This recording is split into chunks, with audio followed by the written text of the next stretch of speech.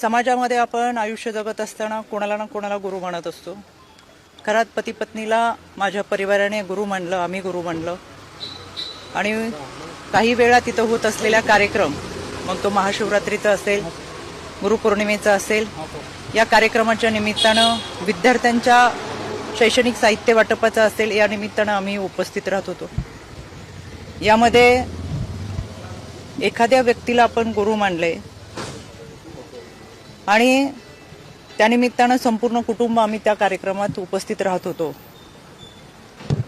माध्यमांमधून सातत्याने दाखवले जाणारे व्हिडिओ हे काही वर्षापूर्वीचे आहेत. गुरुपौर्णिमेच्या निमित्तानं अनेकांनी ती पाद्यपूजा केली, तशी मी माझ्या पतीने देखील ती पाद्यपूजा केली. 5-6 वर्षापूर्वी